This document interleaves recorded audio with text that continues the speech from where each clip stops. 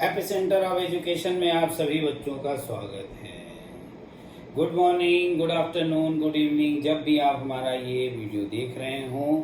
प्यारे बच्चों, आज हम लोग पढ़ेंगे quantization of electric charge. Quantization of electric charge पढ़ने से पहले हमें समझना होगा कि एटम क्या होता है। तो एटम के बारे में जैसा कि हम पहले से जानते हैं, किसी भी एलिमेंट्स का जो सबसे छोटा भाग होता है, जिसे हम फर्दर और डिवाइड नहीं कर सकते, उसे हम एटम कहते हैं। यानी atom is the smallest particle of any element which is not further divisible. तो इस तरह से एटम हमारा एक वह छोटा सा भाग होता है किसी भी एलिमेंट का, जिसे हम फिर और आगे डिवाइड नहीं कर सकते। अब एटम को अगर हम ध्यान से देखते हैं तो पाया ये गया कि एटम बेसिकली 3 पार्टिकल से मिलकर के बना होता है। इसमें एक पार्टिकल इलेक्ट्रॉन होता है, दूसरा प्रोटॉन होता है और तीसरा न्यूट्रॉन। इलेक्ट्रॉन के ऊपर माइनस का चार्ज होता है, प्रोटॉन के ऊपर प्लस का चार्ज होता है और न्यूट्रॉन के ऊपर कोई चार्ज नहीं होता है। यानी इलेक्ट्रॉन के ऊपर ये माइनस का चार्ज दिखाया गया है, प्रोटॉन के ऊपर ये प्लस का चार्ज दिखाया गया है और न्यूट्रॉन के ऊपर ये 0 चार्ज, मतलब इस पर कोई चार्ज नहीं होता है। एटम को अब हम जिस तरह से अरेंज करते हैं, उसमें उसका एक भाग अंदर वाला वो न्यूक्लियस कहलाता है और ये नेचर में पॉजिटिव होता है, क्योंकि इसमें प्रोटॉन में पॉजिटिव का चार्ज है और न्यूट्रॉन पर कोई चार्ज नहीं होता है। इस तरह से जो हमारा न्यूक्लियस का नेचर होता है वो पॉजिटिव होता है, यानी न्यूक्लियस का नेचर हमेशा पॉजिटिव होगा। इसके बाहर इलेक्ट्रॉन चक्कर लगाते रहते हैं। इलेक्ट्रॉन जिस जगह चक्कर लगाते हैं उसको हम ऑर्बिट बोलते हैं। तो इस तरीके से एक एटम में एक न्यूक्लियस होता है और उसके बाहर इलेक्ट्रॉन चक्कर लगाते हैं। तो ये एटम हमारा 2 भागों में हम इसे बांट सकते हैं। एक भाग हम कहेंगे कि एटम इलेक्ट्रिकली न्यूट्रल होता है। इलेक्ट्रिकली न्यूट्रल का क्या मतलब है कि इसमें जितने नंबर ऑफ प्रोटॉन हैं एटम में, यानी 4 नंबर ऑफ प्रोटॉन यहाँ पर हैं, तो 4 नंबर ऑफ इलेक्ट्रॉन हैं। तो एटम में चार्ज पार्टिकल होते हुए भी एटम का जो नेचर है, जो बिहेवियर है, वो न्यूट्रल होता है। चार्ज पार्टिकल होते हुए भी चूंकि ये न्यूट्रल होता है, क्योंकि इसमें नंबर ऑफ प्रोटॉन और नंबर ऑफ इलेक्ट्रॉन बराबर होते हैं। पॉजिटिव का चार्ज जितना है उतना ही नेगेटिव का चार्ज है। इसका मतलब एटम इलेक्ट्रिकली न्यूट्रल हो गया। तो इस तरीके से एक बात तो ये समझ में आ गई कि एटम में चार्ज पार्टिकल होते हुए भी इसका जो नेचर होता है वो न्यूट्रल होता है। दूसरा भाग ये कि हम एटम को चार्ज पार्टिकल की तरह भी बिहेव करा सकते हैं। वो कैसे?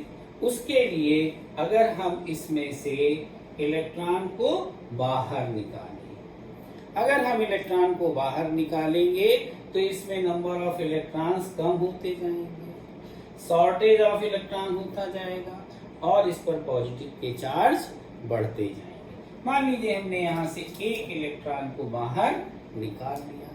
एक इलेक्ट्रॉन को अगर हमने बाहर निकाल लिया तो इसके पास अब इलेक्ट्रॉन कितने हो गए? 3 हो गए। प्रोटॉन कितने हैं? 4 हैं। तो यहाँ पर हमने एक इलेक्ट्रॉन बाहर निकाला और यहाँ पर देखा तो इसके ऊपर अब कैसा चार्ज आ गया? अब इसके ऊपर एक पॉजिटिव का चार्ज आ गया। अब इसके ऊपर एक पॉजिटिव चार्ज आ गया। अब क्या हुआ कि अगर हम इसकी वैल्यू को कैलकुलेट करें तो 1 इंटू इलेक्ट्रॉन पे चार्ज 1.6 इंटू 10⁻⁻19 कूलम। तो ये इसकी वैल्यू कितनी आ गई? 1.6 इंटू 10⁻⁻19। अगर हमने इसमें से एक इलेक्ट्रॉन और निकाल दिया तो अब इसमें से हमने कितने इलेक्ट्रॉन निकाल लिए? 2 इलेक्ट्रॉन निकाले। तो इसकी वैल्यू कितनी हो गई? 2 into 1.6 into 10 power minus 19 coulomb, यानी 3.2 इंटू 10 पावर माइनस 19 कूलम। तो इस तरीके से अगर हम नंबर ऑफ n इलेक्ट्रॉन बाहर निकालेंगे तो फार्मूला हमारा क्या बन जाएगा? Q is equal to plus n e. इस तरीके से जब हम इसमें से 2 इलेक्ट्रॉन निकाल लेंगे तो इसके ऊपर 2 पॉजिटिव चार्ज आ जाएगा। अब हमारा ये atom as a charge particle behave करता है। कैसा चार्ज पार्टिकल है ये? Positive charge. जैसे जैसे नंबर ऑफ इलेक्ट्रॉन बाहर निकालते जाएंगे पॉजिटिव चार्ज बढ़ता जाएगा। ध्यान देने की बात यह है कि हम इसमें से एक इलेक्ट्रॉन को ही बाहर निकाल सकते हैं या 2 इलेक्ट्रॉन को बाहर निकाल सकते हैं। हम चाहे आधा इलेक्ट्रॉन बाहर निकाल दें, 1.5 इलेक्ट्रॉन यानी फ्रैक्शन में इसकी वैल्यू को हम नहीं ला सकते। यानी ये वैल्यू हमारी इंटीग्रल मल्टीपल्स में ही होगी। तो अब अगर हम इसको फिर से एक न्यूट्रल एटम बना देते हैं, अगर हमने इसमें एक इलेक्ट्रॉन और डाला तो एक पॉजिटिव चार्ज कम होगी। हमने एक इलेक्ट्रॉन और डाल दिया तो ये पॉजिटिव चार्ज भी खत्म हो गया। अब ये हमारा एटम इलेक्ट्रिकली क्या हो गया? न्यूट्रल हो गया। इसके ऊपर ना तो अब कोई पॉजिटिव चार्ज होगा और ना ही इसके ऊपर कोई नेगेटिव चार्ज होगा। यहाँ पर हमने जो ये एटम लिया है वो हमने बेरिलियम का एटम लिया है। बेरिलियम एक एलिमेंट है और उसके एटम को हमने यहाँ पर शो किया है। तो बेरिलियम जिसका की फार्मूला Be हो जाएगा, सिंबल इसका Be हो जाएगा। एटॉमिक नंबर इसका 4 होता है जिसे हम Z से रिप्रेजेंट करते हैं। और हमें पता है कि हमारे पास एक फार्मूला होता है Z is equal to P is equal to E, यानी number of atomic number is equal to number of proton is equal to number of electron. तो इस तरह से बेरिलियम के इस एटम में 4 इसका एटॉमिक नंबर होगा, तो इसमें 4 ही प्रोटॉन होंगे और इसमें 4 ही इलेक्ट्रॉन होंगे। तो न्यूट्रॉन कैसे आया उसके लिए हम लोग आगे पढ़ेंगे कि इसका एटॉमिक मास कितना होता है? 8 होता है। फार्मूला हमारे पास A is equal to n plus P होता है। तो यहाँ से n इज इक्वल टू हम निकालेंगे तो क्या आ जाएगा? A माइनस P का मतलब 8 माइनस 4 और 8 माइनस 4 इज इक्वल टू 4। तो ये न्यूट्रॉन भी निकल आया हमारे। इसे हम लोग केमिस्ट्री में पढ़ेंगे, ये हमारे लिए केमिस्ट्री का सब्जेक्ट है। हमें आज केवल ये पढ़ना है कि क्वांटाइजेशन ऑफ इलेक्ट्रिक चार्ज क्या होता है। तो हमने इसमें ये देखा कि एटम हमारे पास न्यूट्रल है और अब अगर हम इसमें से इलेक्ट्रॉन को बाहर निकालेंगे यानी शॉर्टेज ऑफ इलेक्ट्रॉन करेंगे तो इसमें पॉजिटिव चार्ज आ जाएगा। दूसरी बात क्या हो सकती है? अगर हम इसमें इलेक्ट्रॉन निकाल ना करके बाहर से अगर हम इसमें इलेक्ट्रॉन डाल दें यानी अब इलेक्ट्रॉन क्या हो गए? एक्सेस में हो गए। अब इलेक्ट्रॉन हमारे पास कितने हो गए? 1 2 3 4 5 और प्रोटॉन कितने हैं? 4, क्योंकि हम न्यूक्लियस से प्रोटॉन को या न्यूट्रॉन को आसानी से बाहर नहीं निकाल सकते। क्योंकि हम इसको कुछ इलेक्ट्रॉन और प्रोटॉन में से किसी को बाहर निकाल नहीं सकते, इसलिए इसका नेचर जैसा है यानी पॉजिटिव है तो पॉजिटिव रहेगा। इसमें जितने न्यूट्रॉन है उतने न्यूट्रॉन रहेंगे, जितने प्रोटॉन है उतने प्रोटॉन है। हम इनके प्रोटॉन को या न्यूट्रॉन को बाहर आसानी से नहीं निकाल सकते। जो हम कर सकते हैं वो हम सिर्फ इलेक्ट्रॉन को ही अंदर या बाहर कर सकते हैं। तो अब यहाँ पर क्या हो गया? एक इलेक्ट्रॉन जब हमने बाहर से डाला तो एक इलेक्ट्रॉन की एक्सेस हो गई। एक इलेक्ट्रॉन जब एक्सेस में हो गया तब हमने कहा कि अब इसके ऊपर चार्ज कितना हो जाएगा? 1 into 1.6 into 10 power minus 19 coulomb, यानी 1.6 इंटू 10 पावर माइनस 19 कूलम। ये वैल्यू हमारी माइनस में आएगी जबकि शॉर्टेज वाली वैल्यू हमारी प्लस में आ रही थी। अब अगर हमने इसमें से एक इलेक्ट्रॉन और डाल दिया, तो अब ये 2 माइनस के चार्ज हो जाएंगे। अब नंबर ऑफ इलेक्ट्रॉन्स कितने हो गए? 1 2 3 4 5 6, प्रोटॉन 4 के 4 ही। तो इसका मतलब क्या हुआ? 2 चार्ज इसमें हो गए। 2 इलेक्ट्रॉन जब इसमें हो जाएंगे तो वैल्यू 2 × 1.6 × 10⁻⁻19 कूलम, यानी 3.2 × 10⁻⁻19 कूलम। यानी अब अगर हम देखें तो जो इसकी वैल्यू आई थी वो Q + Ne आई थी। अब इसकी वैल्यू क्या आएगी? इसकी वैल्यू तो वही होगी, यानी 2 इलेक्ट्रॉन के लिए इसकी वैल्यू भी यही आई थी, 2 इलेक्ट्रॉन के लिए इसकी वैल्यू यही आई थी, बट ये वैल्यू अब माइनस में होगी। तो यहाँ जो हमारा फार्मूला बनेगा वो फार्मूला क्या बनेगा? Q = -Ne, यानी कि जब हमारे पास शॉर्टेज ऑफ इलेक्ट्रॉन होगा, इलेक्ट्रॉन की कमी होगी, तो Q +Ne। जब एक्सेस में इलेक्ट्रॉन होंगे तो Q -Ne। यानी अगर हम इन दोनों बातों को अलग अलग ना कह करके एक साथ कहना चाहें तो हम कहेंगे Q ±Ne। और यही Q ±Ne ही कहलाता है क्वांटाइजेशन ऑफ इलेक्ट्रिक चार्ज। क्यों? क्योंकि जो ये n है ये इंटीग्रल मल्टीपल्स में होगा, यानी नंबर ऑफ इलेक्ट्रॉन्स को हम या तो 1 निकालेंगे, 2 निकालेंगे या 3 निकालेंगे, यानी जो भी निकालेंगे वो एक होल नंबर में निकालेंगे। इंटीग्रल मल्टीपल होगा, इंटीजर नंबर से ही होगा। अब अगर मान लीजिए हम इलेक्ट्रॉन डालेंगे तो भी या तो 1 या 2 या हम किसी भी तरीके से आधे इलेक्ट्रॉन को बाहर नहीं निकाल सकते, ना ही आधे इलेक्ट्रॉन, यानी इसकी वैल्यू को ना हम फ्रैक्शन में नहीं कर सकते। कुल मिलाकर कहने का मतलब ये है कि Q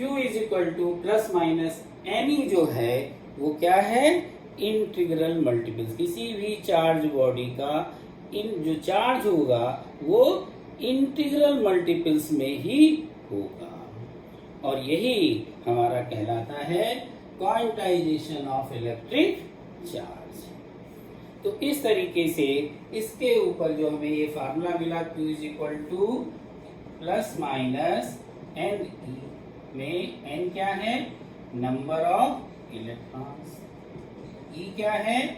charge on 1 electron, charge on 1 electron, उसकी वैल्यू कितनी? 1.6 × 10⁻⁻19 coulomb.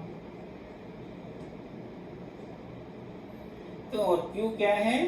Quantity of charge, quantity of charge.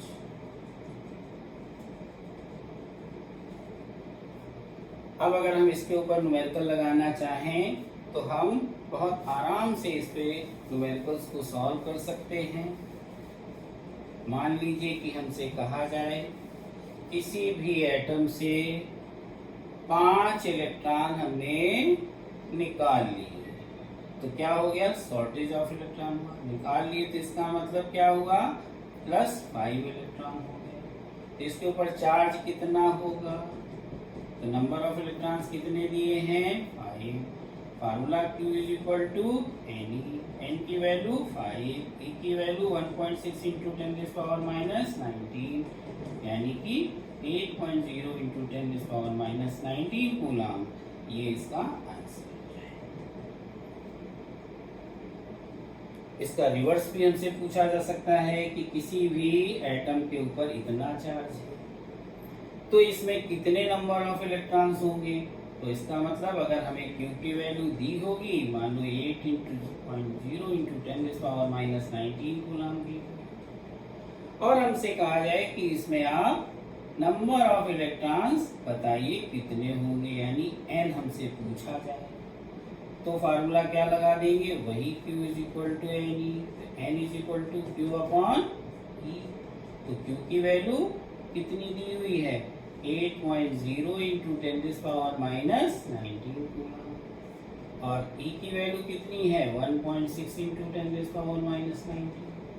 तो ये यहाँ जाएगा, पावर 0 हो जाएगी, ये पॉइंट से पॉइंट हट जाएगा, और ये 5 था, यानी n की वैल्यू 5 इलेक्ट्रॉन आ जाएगी। यानी जो n की वैल्यू है वो कितनी है, 5 इलेक्ट्रॉन। तो 5 इलेक्ट्रॉन अगर हम इससे निकाल लेंगे या इसके ऊपर चार्ज की वैल्यू हमें दी होगी तो हम चार्ज से नंबर ऑफ इलेक्ट्रॉन को कैलकुलेट कर सकते हैं और नंबर ऑफ इलेक्ट्रॉन से हम चार्ज को कैलकुलेट कर सकते हैं। इस तरीके से हम इसके ऊपर ये आसान से सवाल पहले अभी लगा रहे हैं, धीरे धीरे हम इसके टफ क्वेश्चन की तरफ भी बढ़ेंगे। तो इस तरीके से अभी के लिए हम लोग ये समझते हैं कि quantization of electric charge basically है। तो इस तरीके से हम चाहें तो एक कूलाम के वैल्यू को भी, यानी जो चार्ज की यूनिट 1 कूलाम है, इसके वैल्यू को भी हम फील कर सकते हैं कि ये एक कूलाम बहुत बड़ा चार्ज है।